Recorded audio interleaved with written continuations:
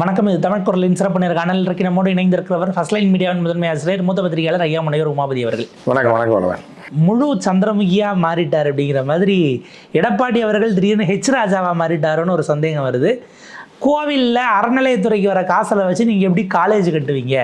திமுகவுக்கு கோவிலில் பார்த்தாலே கண்ணை உறுத்துது அப்படின்னு ஆவேசமாக நேற்று பேசியிருக்காப்புல. எப்படி பார்க்குறீங்க சார்? இல்லை, அப்போ அப்படின்னா ஏற்கனவே நம்ம போட்டு என்ன போட்டிருந்தாங்க, ஒரு மீம்ஸ் இது போட்டிருந்தாங்கல்ல, அது என்னது, அந்த டேக் லைன் ஒன்று போட்டார், கையை வச்சு ஒரு அடிமையின் பயணம் மாதிரிலாம் போட்டிருந்தாங்க. அப்படின்ற மாதிரிலாம் இல்லை, ஒரு அடிமையின் பயணம் அப்படின்றது தான் அந்த டேக் லைன். ஒரு அடிமை வந்து இந்த ஒரு படமாக எடுத்தாங்கன்னா எப்படி கதை சொல்லுவாங்க அப்படின்னா, சினிமானெல்லாம் ஒரு ஒன்லைன் சொல்லுங்கள், ப்ரொடியூசரை கேட்குறாங்க, இந்த கதை சொல்லுங்கள் ஒன்று. சார் ஒரு அடிமை சார், ஆகப்பெரும் சூரமொக்க அடிமை. அந்த அடிமையாக இருந்து முதலமைச்சர் ஆகிறார் ஒரு கட்டத்தில். அப்புறம் ஒரு கட்டத்தில் தேர்தல் வருது, அவருக்கு வாக்களிக்கலை. மீண்டும் அவர் முதலமைச்சர் ஆகிறாரா இல்லையா, அதற்கான அவர் பயணத்தை துவங்குறாரா இல்லையா, இதுதான் சார் கதை. இதுதான் ஒன்லைன் கதையோட. அப்போ இந்த அடிமையோட பயணம், இப்போ ஓப்பனிங் சீன் என்ன வைப்பீங்க அப்படின்னு பார்த்தீங்கன்னா, அந்த அடிமை வந்து 4 வருஷத்துக்கு அப்புறம் அடுத்த எலெக்ஷன் வருது சார். உடனே உற்சாகமாக எந்திரிச்சு குளிச்சுட்டு வேட்டி சட்டையை மாற்றிக்கிட்டு பல சிந்தனைகளோட ஒரு பஸ்ஸை செய்கிறாரு. அடிமை எப்படிங்க பஸ்ஸை செய்யணும்னா, இல்லை அது கம்பெனியில் கரூரில் செய்வாங்க. இந்த அடிமை அதில் பயணம் பண்ணி இந்த கலரில் பெயிண்ட் அடித்து வாய்க்கு வர்றதெல்லாம் பேசுகிறது தான் சார் கதை. சரி, வாய்க்கு வர்றதெல்லாம் பேசுனா எப்படி ஓட்டு போட்டுருவாங்க? ஏன்னா போட மாட்டாங்க சார். அதில் ஓட்டு போடுறாங்களா போடலையா, அவர் ஜெயிக்கிறாரா இல்லையான்றதை தான் கதையோட கிளைமேக்ஸில் என்ன 2026 வச்சுருக்கோம். அந்த அடிமை என்னெல்லாம் பண்ணுது, எத்தனை அடிமைகளை வச்சுருக்காது கையில், எப்படி இந்த அடிமை வந்து உடச்சி, இந்த விலங்கை உடச்சி மீண்டும் முதல்வர் ஆகுதா இல்லையா, அதான் அலிபாபா 40 திருடர்கள் தலைவர். ஆமாம், அது வந்து அது அவங்க தலைவி ஜெயலலிதா இருக்கும்போது அலிபாபாவும் 40 திருடர்கள் தான். எம்ஜிஆர் இருக்கும்போது சொல்லுவாங்க, எம்ஜிஆர் அலிபாபாவும் அப்படின்னு சொல்லி எதிர்க்கட்சிகள், நம்ம சொல்ல முடியாது, எம்ஜிஆர் பெரிய ஆள். ஸோ இப்படின்றது அந்த காலத்தில் இருந்தது. இப்போ வந்து என்ன அப்படின்னு பார்த்தீங்கன்னா, இந்த சூரமொக்க அடிமையை வந்து நம்ம சொல்லலை, அதிகம் அதில் வந்து பசங்க மீம்ஸ் போட்டு என்ன பண்ணுறாங்கன்னா, இவர் வந்து யாராவது டிசைன் பண்ணியிருக்காங்க. அதாவது பெரும் பெரும் புரட்சிகள், கியூபா புரட்சி, இந்த புரட்சி, அந்த புரட்சியிலலாம், ரஷ்யா புரட்சி, சீன புரட்சியில் தான் அந்த கை இருக்கும், ஆண் பெண் 2 பேரும் கையை தூக்குற மாதிரி. இந்த நக்சல் பாரின்னு இப்போ வந்து மாவோயிஸ்ட்னு மாறிட்டாங்கல்ல, இவர்களோட இது என்னென்னா, ஒரு ஆணும் பெண்ணும் இப்படி நின்று கையை உயர்த்துறாங்க ஆவேசமாக. இது இருந்ததை இவர் எல்லாத்தையும் ஆளை வெட்டி கையை மட்டும் எடுத்துக்கிட்டாங்க. நக்சலைட்டு கையவும், பிஜேபியோட கொடியும், இவரோட ஸ்லோகனும் அப்படின்னு 3ஐயும் சேர்த்தது தான் இந்த சிம்பிள். இப்போ கிளம்பியிருக்காரு. அந்த கையில் இவங்க தாமரையை சொருகி விட்டாங்க, செடியை, கொடியை தொடங்கி விட்டாங்க. இது போன எலெக்ஷனில் தமிழிசை கையில் தாமரையோட வந்து இருந்துச்சு, அந்த கையை வெட்டிட்டாங்க. தமிழிசை கையிலேருந்து தாமரையை வெட்டி எடுத்து அந்த தாமரையை கொண்டு வந்து எடப்பாடி கையில் சொருகி விட்டாங்க. ஒரு அடிமை. ஆமாம், இந்த உடல் அந்த தலையுடன் இணைய போகிறது அப்படின்ற மாதிரி, கை அந்த தாமரையுடன் அந்த மாதிரி ஆயிடுச்சு, இணைஞ்சிருச்சு. இணைய போகுதுன்னு இல்லை. இப்போ அங்கே கூப்பிட்டு என்ன பண்ணிட்டாங்கன்னா, போலீஸ்க்கு பாதுகாப்பு தர்றோம், செலவுக்கு காசு தர்றோம், ஜெயிச்சதுக்கப்புறம் சிஎம் யாருன்னு பார்த்துக்கலாம். இதுக்கு இடையில ஏதாவது வடிகள் சொல்லாப்புல, இது எவ்வளவு, 5, இது நான் இதுதான் 5, இது வந்து புருஷன் கணக்கு, அது பள்ளிக்கூடத்து கணக்கு. அந்த மாதிரி பாஜகவோட கணக்கு இவர் காட்டுவார், யார், அமித்ஷா இப்படின்னு காட்டினா எவ்வளவு, 2.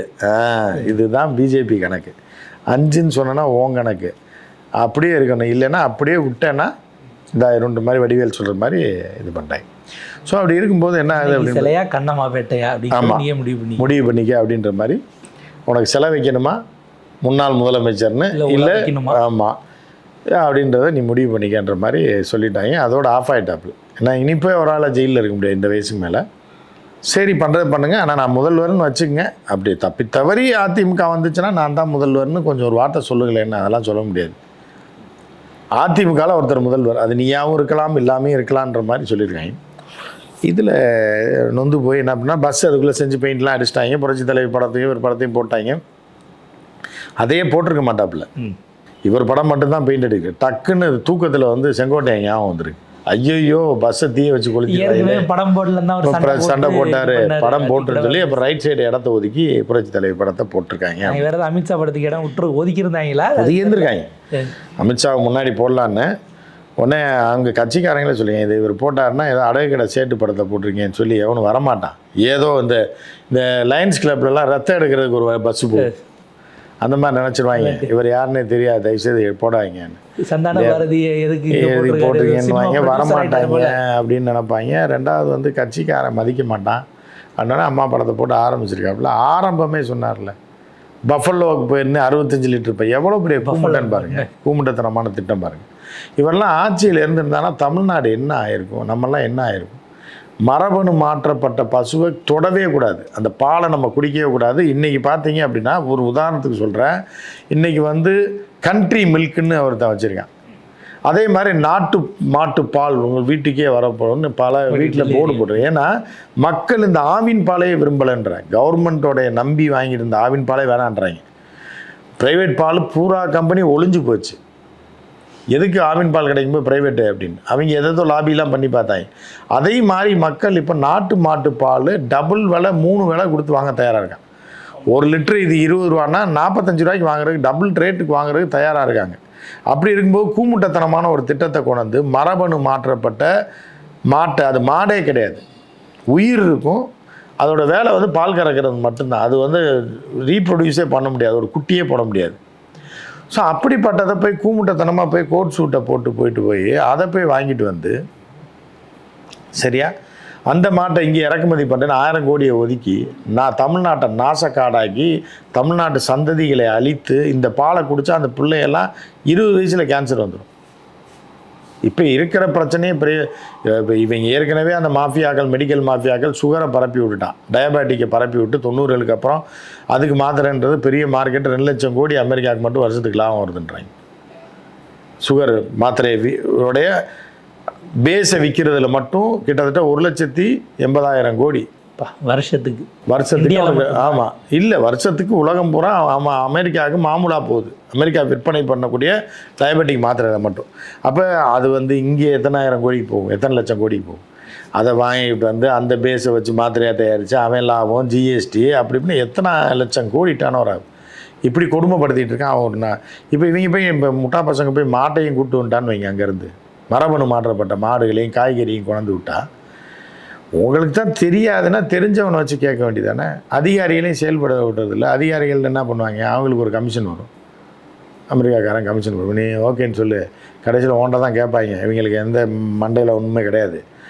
கேட்கும்போது நீங்கள் ஆமாம்மா இட்ஸ் வெரி குட், 65 லிட்டர்னால் நம்ம தமிழகத்தில் உள்ள விவசாயிகள்லாம் மேலே கொண்டு வந்துடலாம், எங்கே பார்த்தாலும் பாலாறும் தேனாருமா ஓடுன்ட்டுருப்பாங்க.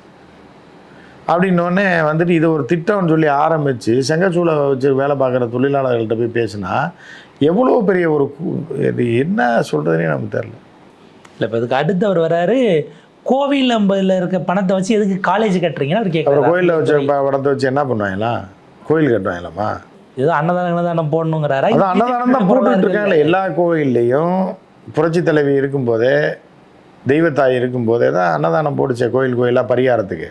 அது இன்றைக்கி வரைக்கும் தொடர்ந்து கொண்டு தானே இருக்குது. திமுக ஆட்சி வந்து நிறுத்தலையே, பசியார வரவன் சாப்பிட்டு போட்டுன்னு எல்லா கோயிலையும் அன்னதானம் போட்டு தானே இருக்காங்க. மத்தியானம் நீங்கள் அன்னதானம் சாப்பிட்ற ஒருத்தன் வறுமையின் கீழே இருக்கான்னு சொல்லுங்கள் பார்ப்போம், போய் பார்த்துட்டு வர சொல்லுங்கள்.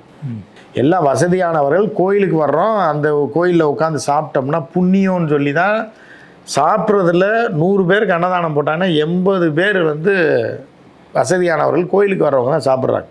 இல்லை எந்த குறைபாடு இல்லை. அப்புறம் என்ன பண்ண சொல்கிறாரு இவரை மாதிரி கோயிலுக்கு பெயிண்ட் அடிக்க சொல்கிறாரா? அது அதில் ஒரு பெரிய சதி இருக்குன்னு அவர் சார்ஜ் பண்ணுறாரு. இல்லை அதை தான் சேரக்கூடாத இடத்துல சேர்ந்தா இதெல்லாம் தோணும், இப்படிலாம் தான் தோணும். இந்த மாதிரி வந்து கூமுட்டைத்தனமான அரசியல்வாதிகளை தமிழகத்தில் இருக்க விடுறதே, கவுன்சிலர் ஜெயிக்க விடுறது கூட ஆபத்தானது. புரியுதா உங்களுக்கு? நீங்கள் வந்து தெய்வத்திற்காக தானம் பண்ணக்கூடியவர்கள் எதுக்கு தானம் பண்ணுறான்? அம்மனுக்கு நாகை போடணும், அது போடணும், கும்பாபிஷேகம் பண்ணணும், கோயிலை வளமாக வச்சுருக்கணும், நல்லா வச்சுருக்கணும். அதை தாண்டி அந்த கோயிலை வைத்து மக்களுக்கு நல்லது செய்யணுன்றதுக்காக தான் அறநிலையத்துறையை உருவாக்கப்பச்சு. இவங்க இதை அழிச்சிட்டு இந்த காசெல்லாம் தன்னுடைய சொந்த வீட்டுக்காக கொண்டு போகணுன்றதுக்காக தான் இந்த வேலையெல்லாம் படிக்கக்கூடாதா, இல்லை பாடம் சொல்லி தரதுல என்ன பிரச்சனை? இல்லை அதை தான் என்னென்னா, இவருக்கு இலவும் தெரியாது, எடப்பாடிக்கு இன்றைக்கி இலவா எட்டான்னு கூட தெரியாது. இந்த மாதிரி ஆட்கள்லாம் தமிழ்நாட்டை ஆண்டு கொண்டு இருந்திருக்கிறார்கள்ன்றது தான். எடப்பாடியை ஒருபோதும் மக்கள் அங்கீகரிக்கவே இல்லை. எடப்பாடி எப்படி முதலமைச்சராகனா, காசு கொடுத்து காலில் விழுந்து தவழ்ந்து சசிகலா அம்மையார் வந்து பார்த்து தோளில் தட்டி இந்த தம்பி தான் முதலமைச்சர்னு சொல்லி அனாம தான் வீட்டு வேலை பார்த்துக்கிட்டு இருந்தவனை முதல்ல இதாக்கின மாதிரி பதவி கொடுக்குற மாதிரி இவருக்கு கொடுத்தாங்க. இவருக்கு வந்து எம்எல்ஏ, இவங்க ஊருக்காரன் ஓட்டு போட்டா எம்எல்ஏவாக இருந்து தொலைக்கட்டும்னு. ஆனால் நம்மளுடைய கேடு காலம், தமிழர்களுடைய ஆகாத நேரம், போதாத நேரம், இவரெல்லாம் முதலமைச்சராக இருந்து நம்மளை நாசப்படுத்தணும்னு தோணிருக்கு. அரசியலில் கமிஷன் வாங்குறது, காசு கொள்ளையடிக்கிறது, பர்சன்டேஜ் வாங்குறது கூட பொறுத்து கொள்ளலாம். ஏதோ நம்ம காசில் கொஞ்சத்தை அவன் திங்கிறான்னு விட்டுறலாம். ஆனால் இந்த மாதிரி மரபணு மாற்றப்பட்டதையும் தீய சக்திகள் உருவாக்கக்கூடிய பொருட்களையும் தேடி போய் இலவும் தெரியாமல் எட்டும் தெரியாமல் அமெரிக்காவில் போய், ஏன்னா என் உலகத்தில் உள்ளவனுக்கெல்லாம் தெரியாதா இந்த பசு 30 லிட்டர் கிடக்கு நம்ம வாங்கி கறப்போன்னு? ஏன் பண்ணலை அவங்கெல்லாம்? ஏன் இலங்கைக்காரன் வாங்கலை? ஏன் சின்ன சின்ன ஆப்பிரிக்க நாடுகளில் அந்த பசுவை வாங்க கொண்டு போய் இறக்கி பால் கறக்க அவனுக்கு தெரியாதா? ஏன்னா எதுவுமே தெரியாமல், அடிப்படையே தெரியாமல் இது போன்ற ஆட்கள் கையில் அதிகாரம் வந்ததுனால தான் இனி வந்துடக்கூடாது. இவர்களை என்ன பண்ணணும் அப்படின்னா, அடியோடு அரசியலேருந்து அப்புறப்படுத்தணும். எடப்பாடியாரெல்லாம் என்னென்னா நகர்மன்ற தலைவருக்கு லாயக்கு. ஊரில் ரோடு போடுறது, சாக்கடை போடுறது, சாக்கடைக்கின்றது, இதுக்கு தான் லாயக்கே தவிர இவர் முதலமைச்சரானது நமக்கு பிடிச்ச கேடு காலம் தான் நம்ம பார்க்க முடியும். நமக்கு தீரா பழி அதெல்லாம். நாளைக்கு ஹெச் ராஜா தலைமையில் இவர் ஒரு போராட்டத்துக்கு கோயிலை அரசிட்டிருந்து மீட்க போய் தான் ஆகணுங்க. அடிமை தானேங்க.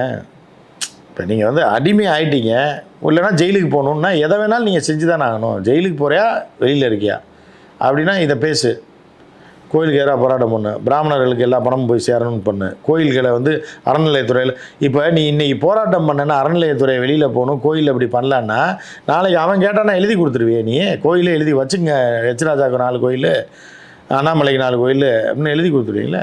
வானதிக்கு 2 கோயில், இது தமிழிசைக்கு இந்த புத்து நாகாத்தம்மன் கோயில், அதெல்லாம் நீ வச்சுக்குமா? இதெல்லாம் காரைக்குடி பக்கத்தில் இருக்க இந்த கோயில், அந்த கோயில், பாண்டியர் காலத்து கோயிலில் நீ வச்சுக்கன்னு ஹெச் ராஜாவுக்கு வச்சு பொழைச்சிங்க. கேட்க பிள்ளையார் கோயிலாம் அதெல்லாம் சின்ன கோயில், சில்லற வருமானம்.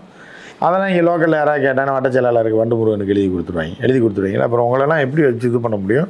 அதனால் எடப்பாடியாரெல்லாம் அரசியலேருந்து ஓய்வு பெறுவது அவருக்கு நல்லது. இல்லைன்னா ஓய்வு பெற வச்சுருவாங்க மக்கள். ஆனால் அவரெல்லாம் ஒன்றும் கணக்கில் இருக்கிற ஆளே கிடையாதுங்க. 2026 அவர் காணாமல் போயிடுவார். பாப்போம் சார். இது அடுத்தது எப்படி போகணும்? உங்கள் நேரத்துக்கு பொறுத்தளவுக்கு நன்றி. எனக்கு